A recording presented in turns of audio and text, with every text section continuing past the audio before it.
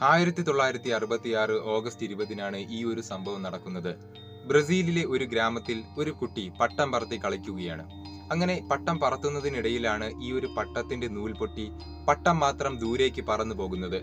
ഈ പട്ടം എടുക്കുവാനായി ഈ ഒരു കുട്ടി പറന്നു പോകുന്ന ഈ ഒരു പട്ടത്തിന് പുറകെ ഓടുകയാണ്. അങ്ങനെ ഈ ഒരു പട്ടം ചെന്ന് പറന്നു വീണതാകട്ടെ വലിയൊരു മലയുടെ മുകളിലാണ്.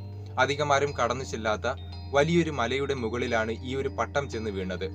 ഉടൻ തന്നെ ഈ ഒരു മലയിലേക്ക് ഈ ഒരു കുട്ടി കയറുകയും പട്ടം കണ്ടെത്തുകയും ചെയ്യുന്നു. എന്നാൽ ഈ ഒരു പട്ടം കിടന്നതിന്റെ തൊട്ടടുത്ത് എക്സിക്യൂട്ടീവ് ലുക്കിൽ കണ്ണാടിയൊക്കെ വെച്ച് 2 മൃതശരീരങ്ങൾ കിടക്കുകയാണ്. ഇത് കണ്ട് പേടിച്ചു പോയ ആ ഒരു കുട്ടി ഉടൻ തന്നെ തന്റെ മാതാപിതാക്കളോട് കാര്യം പറയുകയാണ്. ഇത്തരത്തിൽ ഞാൻ പട്ടം എടുക്കുവാൻ പോയപ്പോൾ 2 മൃതശരീരങ്ങൾ ആ ഒരു മലയുടെ ഭാഗത്ത് കിടക്കുന്നതായി കണ്ട്.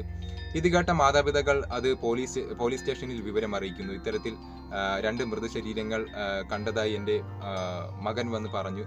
അങ്ങനെ ഉടൻ തന്നെ 2 ദിവസത്തിന് ശേഷം പോലീസ് അന്വേഷിക്കുവാനായി ഈ ഒരു മലയുടെ ഭാഗത്തെത്തുകയും ആ ഒരു കുട്ടി പറഞ്ഞതുപോലെ തന്നെ 2 മൃതശരീരങ്ങൾ എക്സിക്യൂട്ടീവ് ലുക്കിൽ കണ്ണിൽ ഗ്ലാസ് ഒക്കെ വെച്ച് കിടക്കുന്നതായി അവർ കണ്ടെത്തുകയാണ്. അങ്ങനെ ഉടൻ തന്നെ പോലീസ് ഈ ഒരു സംഭവം അന്വേഷണം ആരംഭിക്കുകയാണ്. എന്നാൽ പോലീസിന് തെളിവെന്ന് പറയുവാൻ ലഭിച്ചിരുന്നത് ആ മരിച്ചു കിടന്ന 2 പേരിൽ ഒരാളുടെ പോക്കറ്റിൽ നിന്നും കിട്ടിയ ഒരു പേപ്പർ ആയിരുന്നു. ആ ഒരു പേപ്പറിൽ ഒരു ആർട്ടിക്കിളും ഉണ്ടായിരുന്നു. 4:30 മണിയാകുമ്പോൾ ഈ ഒരു പ്രദേശത്തേക്ക് വരിക, ശേഷം 6:30 മണിയാകുമ്പോൾ ഈ ഒരു ടാബ്ലറ്റ് കഴിക്കുക എന്നെഴുതിയ ഒരു പേപ്പർ കഷണം മാത്രമായിരുന്നു പോലീസിന് തെളിവെന്ന് പറയുവാൻ ലഭിച്ചിരുന്നത്.